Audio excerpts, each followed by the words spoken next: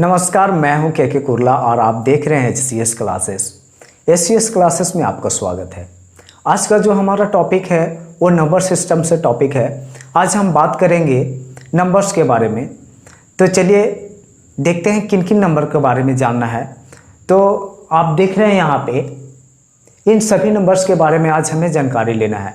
पहला जो है नंबर के बारे में, फिर आपको हो गया real number, imaginary number, complex number, decimal, rational number, irrational number, इन सभी के बारे में हम डीपली जानकारी लेंगे। तो अगर आप इस चैनल पे नए हैं तो इस चैनल को लाइक कर दे एंड आपके नीचे सब्सक्राइब का बटन है उसे सब्सक्राइब कर ले और बेल आइकन को भी क्लिक कर दे। इससे क्या होगा कि जो भी वीडियो इस चैनल पे अपलोड होगी उसका नोटिफिकेशन सबसे पहले आपको मिलेगा। तो चलिए हम इन टॉपिक को बिल्कुल डीपली गहराई से इसकी जानकारी लें। नंबर्स मीन्स होता है संख्या। आज इसके हम पूरी छोटी सी छोटी चीज़ों के बारे में हम जानकारी लेंगे। इसके बारे में जो भी होगा, छोटी मोटी जो भी होगा, सभी के बारे में जानेंगे कि किसी को भी एक साधारण नहीं समझना है कि ये मुझे आता है। नहीं, इस जो आता है उसी में बहुत कुछ छुपा होता है जो कि आपको नहीं आता है और उसके बिना आपको काम बिगड़ जाती है। तो बारीकी से देखना है। देखिए, संख्या, नंबर मीन्स संख्या। मैंने नंबर्स को 3 पार्ट में डिवाइड किया। 3 पार्ट में डिवाइड किया तो पहला जो है आपका रियल नंबर।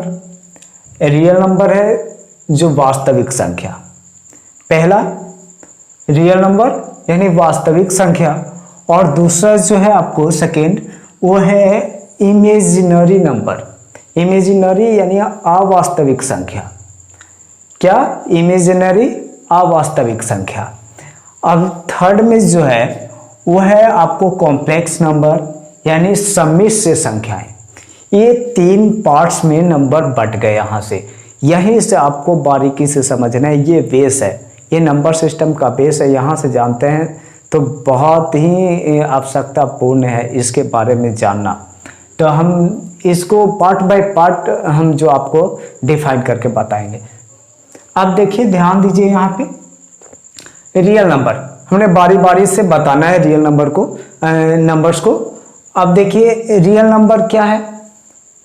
तो रियल नंबर वह है जिन्हें नंबर लाइन पे लिखा जा सकता हो। कहाँ? नंबर लाइन पे। तो नंबर लाइन जैसे एक लाइन है, ये आपको पास एक लाइन होगी, इसको मिडिल यहां देख रहे हैं आप, तो यहां आप 0, इसके मिडिल में 0 हो गए।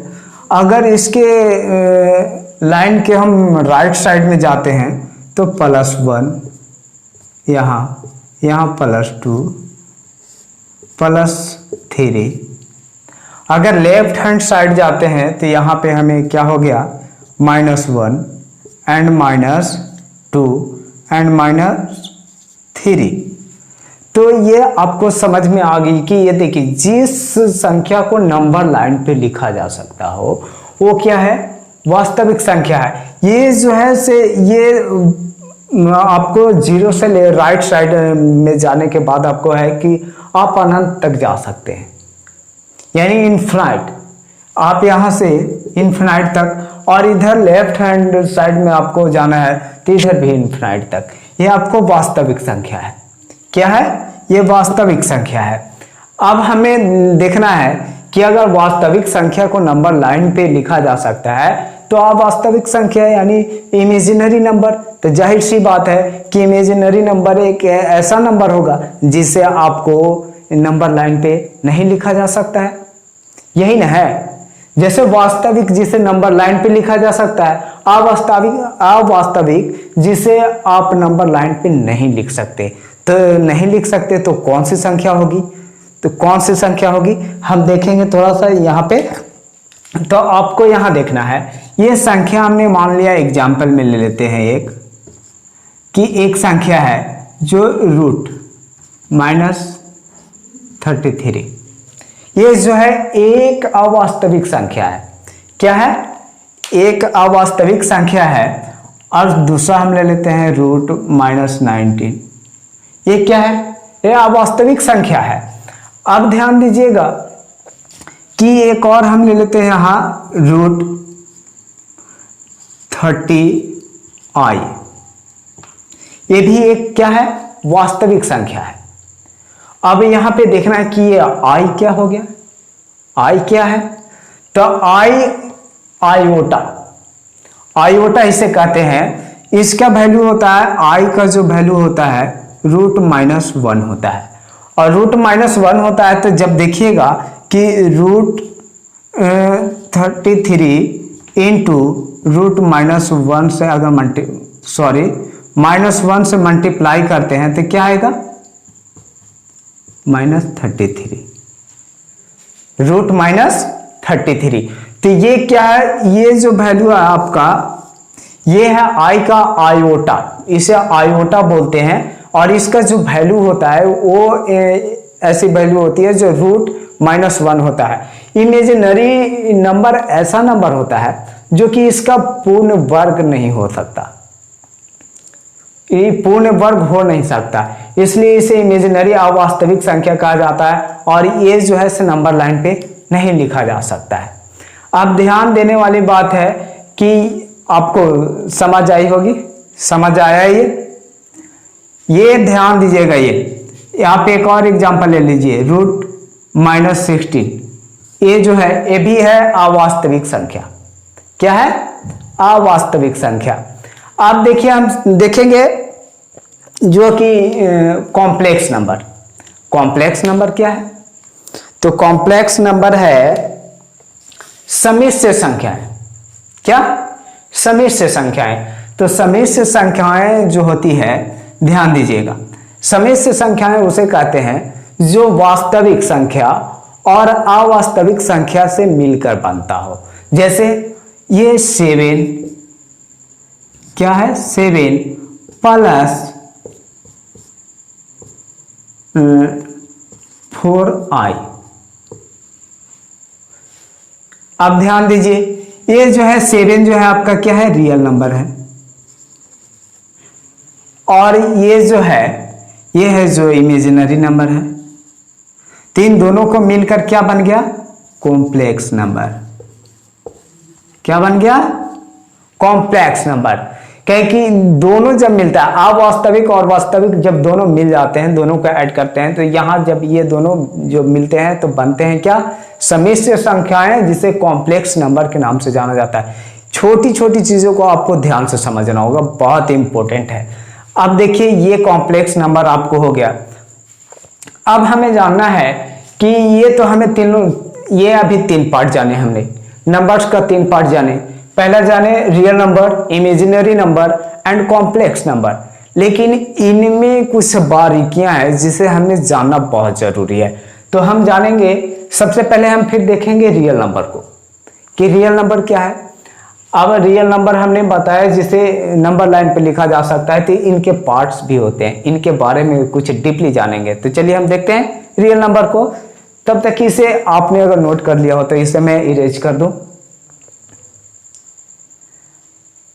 हाँ, ये आप नोट करते जाइए क्योंकि बहुत इंपॉर्टेंट है। इसे हम इतना डीपली आपको बारीकी से समझाएंगे जो कि आपको कभी भी इसे दोबारा देखने की आवश्यकता ना होगी और आप कभी भूल भी नहीं सकते हैं। इसमें जो भी छोटी मोटी चीजें होगी जो मैं आपको बता दूंगा। तो इसे चलिए इरेज करते हैं, इसे हम इरेज कर देते हैं और हम देखेंगे रियल नंबर को। रियल नंबर भी 2 पार्ट में बटे हुए हैं। रियल नंबर कितने पार्ट में बटे हुए हैं? 2 पार्ट में बटे हुए हैं। अब हम उन 2 पार्ट के बारे में जानेंगे। तो वो 2 पार्ट जो है, देखिए, ए रियल नंबर,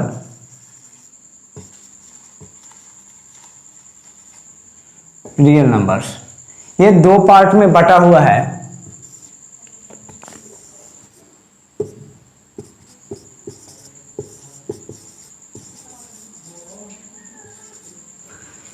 इंटीजर और सेकेंड पार्ट जो है आपका है डेसिमल।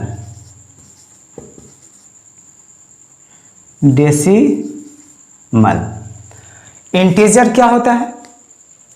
तो इंटीजर क्या होता है आप ध्यान से ये समझिएगा। इंटीजर होता है पूर्णांक। क्या?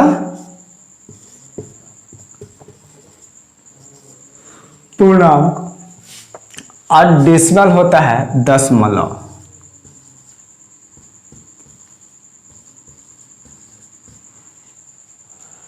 अब देखिएगा,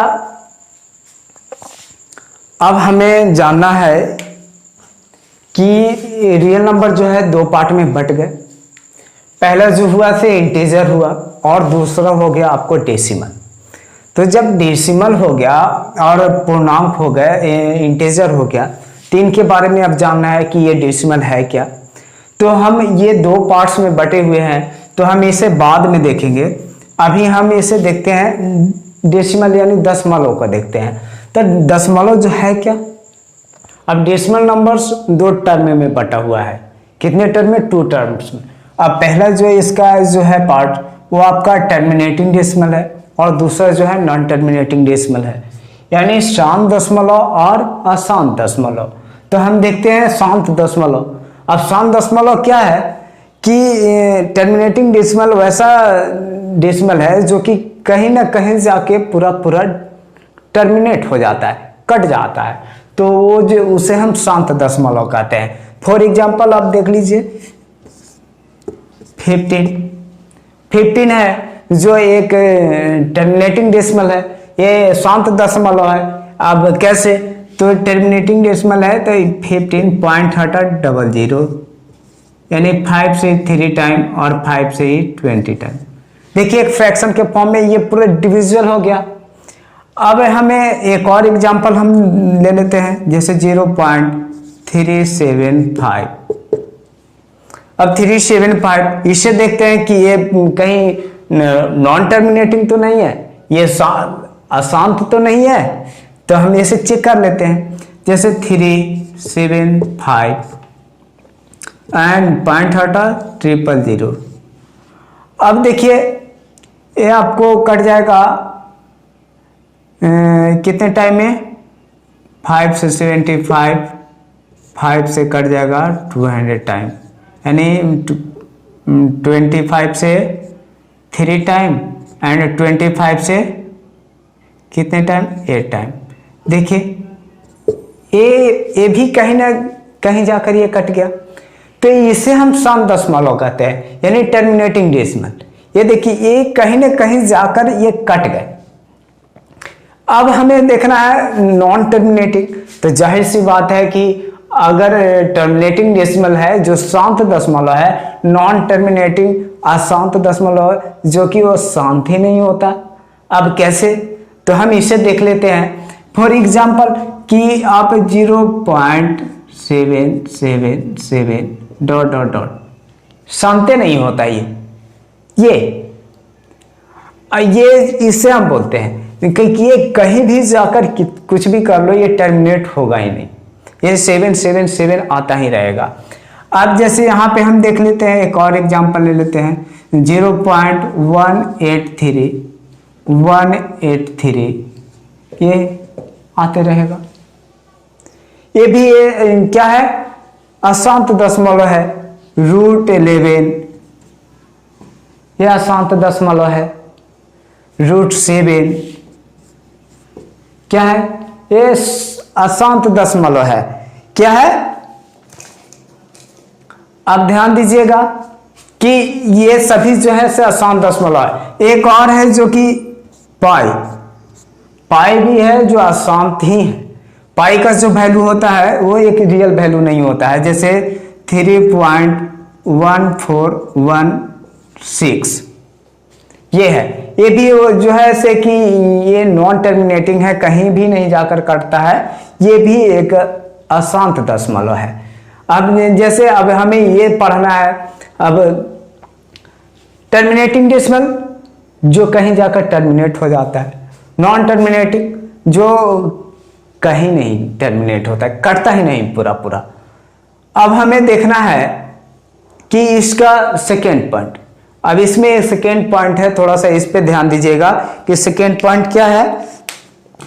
तो सेकेंड पॉइंट यह है जो कि ये है नॉन टर्मिनेटिंग,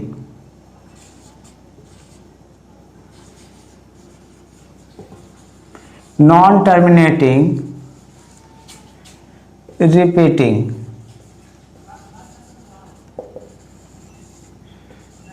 डेसिमल। अब ये क्या है, कह रहा है कि नॉन टर्मिनेटिंग रिपीटिंग डेसिमल, कटता नहीं है लेकिन रिपीट होते रहता है, कटता नहीं है लेकिन रिपीट है, सो होते रहता है। तो क्या है, तो हम देखिए एक एग्जांपल में हम आपको बताते हैं कि 0.66666 लगातार ये आते रहेगा, बार बार जो है से कि आते रहेगा, ये आते ही रहेगा। क्या हो रहा है, नॉन टर्मिनेटिंग है लेकिन क्या है, रिपीटिंग है। अब देखिए ये जो है हम इसे लिख सकते हैं, बार बार आता है तो 6 बार। अब जब बार लग गया तो इसे कन्वर्ट कर सकते हैं, तो कितना हो जाएगा 6 and 9, 3 से 2 टाइम एंड 3 से कट जाएगा 3 टाइम। देखिए ये भी फ्रैक्शन के फॉर्म में आ गया। हम एक और एग्जांपल ले लेते हैं, 0.848484, ये जो है से कंटिन्यू आता रहेगा। क्या होगा, ये आते ही रहेगा। तो ये भी जो है इसे हम बार बार जब आता है तो 0.84, अब देखिए कि डबल जो डिजिट है वो बार बार आ रहा है, यानी 848484 बार बार आ रहा है, तो यहाँ पे हम 84 पे लगा। अब ध्यान दीजिएगा जब इसे हम कन्वर्ट करेंगे तो 84 एंड जब पॉइंट हटता है तो 99। अब ये टर्मिनेट होगा तो जरूर होगा टर्मिनेट। अब देखिए 3 से कट जाएगा 2 टाइम और 3 से 8 टाइम, 3 से 3, ये भी टर्मिनेट हो गया। तो ध्यान दीजिए, अब जब ये आप जानते हैं यहां पे भी देखिए टर्मिनेटिंग डेसिमल जो है ये पूर्ण, ये कहीं ना कहीं जाकर कट गया, और ये भी जो है नॉन टर्मिनेटिंग रिपीटिंग डेसिमल जो कि ये भी कहीं जाकर टर्मिनेट हो गया। जब ये टर्मिनेट हो गया तो आप जानते हैं कि रेशनल नंबर,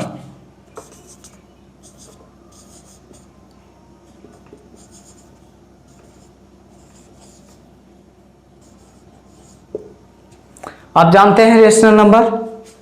अब रेशनल नंबर क्या है, जिसे P/Q के रूप में लिखा जा सके,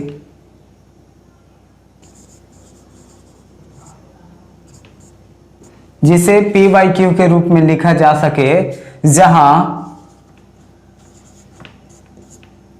Q नॉट इक्वल 0, यानी रेशनल नंबर परिमेय संख्या।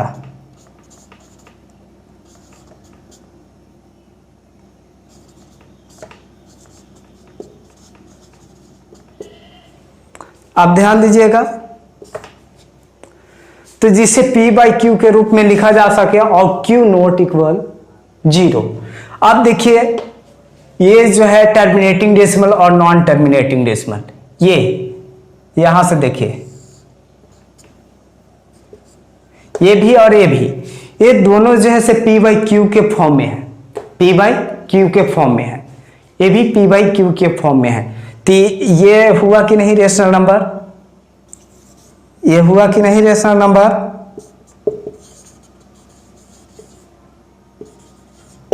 ये रेशनल नंबर हुआ कि नहीं। अब ध्यान दीजिए ये भी है P/Q और ये भी है पी बाई क्यू के फॉर्म में। तो ये रेशनल नंबर हो गया। रेशनल नंबर जिसे पी बाई क्यू के फॉर्म में लिखा जा सके और क्यू नॉट इक्वल जीरो, यानी क्यू बराबर जीरो नहीं हो, उसे परिमेय संख्या कहते हैं। तो परिमेय संख्या आपको समझ में आ गई, यहां से रेशनल नंबर समझ में आ गई। आपने non terminating and repeating, confuse नहीं होना है, कंफ्यूज नहीं होना है, यहां पे ध्यान से समझना है। इन तीनों में आपको कुछ डिफरेंस समझ में आया? देखिए अशांत दशमलव ये भी है नॉन रिपीटिंग, ये भी अशांत है लेकिन बार बार रिपीट होता है, और ये दोनों पी बाई क्यू के फॉर्म में आ जाते हैं। तो इसे परिमेय संख्या भी कहेंगे। क्या कहेंगे? परिमेय संख्या भी कहेंगे। अब हम नेक्स्ट पॉइंट देखते हैं, जो है non repeating, non terminating, sorry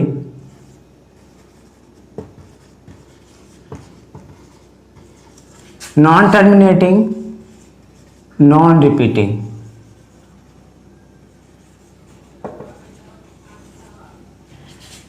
decimal. अब ये क्या है? नहीं टर्मिनेट होता है और नहीं रिपीट होता है। क्या होता है? नहीं टर्मिनेट होता है और नहीं रिपीट होता है। तो क्या होता है? जैसे मान लो 0 पॉइंट, क्या मान लो 0 पॉइंट, अब देखो 8 3 2 1 4 6 0 7 5, ये जो है से भी क्या है? नहीं टर्मिनेट होता है, नहीं कटता है और नहीं ये रिपीट कर रहा है। देखिए हर बार अलग आ रहे हैं, हर बार अलग डिजिट आ रहा है, हर बार अलग अंक आ रहा है। तो ये जो है से कभी शांत नहीं हो रहा। ये आपको नॉन टर्मिनेटिंग और नॉन रिपीटिंग डेसिमल। अब ध्यान दीजिएगा, जैसे कि √3, √11, √7, ये भी जो है से सभी जो है से non terminating and non repeating decimal है। Non terminating and non repeating decimal. अब ध्यान दीजिएगा आप कि जो √3 है, √3 इसका जो वैल्यू होता है, जो एग्जैक्ट वैल्यू नहीं होता, जैसे 1.732 होता है, ये आते ही रहेगा। तो ये क्या हुआ? ये non terminating and non repeating. जैसे ये कभी पी बाई क्यू के फॉर्म में आएंगे? नहीं आएंगे, कभी नहीं आएगा। आप ध्यान दीजिए, अब जैसे √2, ये 1.414, ये आता ही रहेगा। ये जो है से कभी भी आपको पी बाई क्यू के फॉर्म में नहीं आएगा। तो यहां पे और समझना है, ये देखिए यहां पे समझना है इरेशनल नंबर,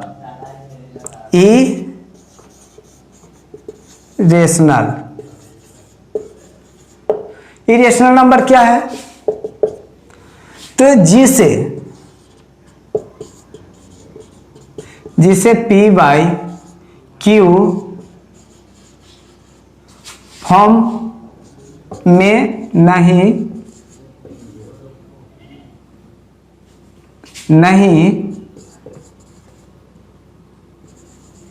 लिखा जा सके,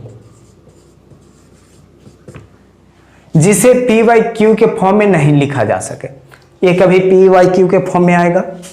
तो ये इरेशनल नंबर हो गया अपरिमेय संख्या, अपरिमेय संख्या। अब ध्यान दीजिए, non terminating and non repeating decimal जो होगा वो क्या होगा? अपरिमेय संख्या हो जाएगी। अब आपको कंफ्यूजन दूर हुआ परिमेय और अपरिमेय का। अपरिमेय जिसे पी बाई क्यू के फॉर्म में लिखा जा सके, और परिमेय अपरिमेय जिसे पी बाई क्यू के फॉर्म में नहीं लिखा जा सके, तो इसे अपरिमेय कहते हैं, और परिमेय उसे कहते हैं जिसे पी बाई क्यू के फॉर्म में लिखा जा सके। तो ये समझ में आई।